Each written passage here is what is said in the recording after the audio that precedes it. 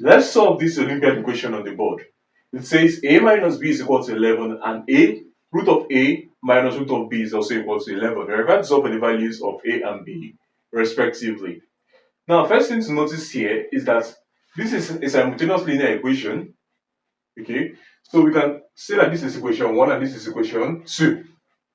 Secondly, in solving this, we can write equation 1. So we can see from equation 1,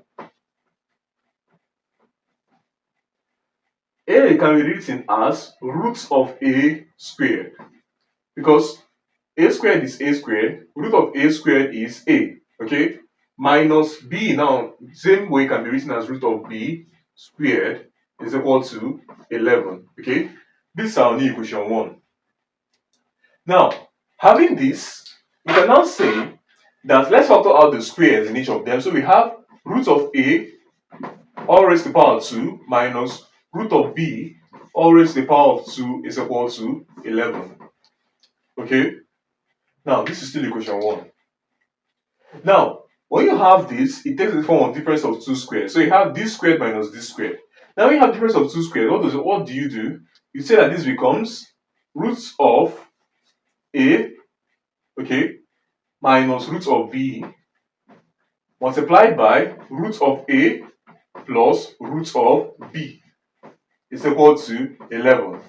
Call this equation 1 again. Remember, we are deducing all these from equation 1. Now, recall that from equation 2, we have root of a minus root of b is equal to 11. Okay, so in place to see root of a minus root of b, you put 11 there. So this means that 11 multiplied by root of a plus root of b is also equal to 11. 11 strikes us on both sides. So we have root of a plus root of b to be equal to 1. Call this equation 3. Okay. Now, from equation 3, let's bring back equation 2 here. So we have root of a minus root of b is equal to 11. Call this equation 2. Now, root of a plus root of a is 2 times root of a.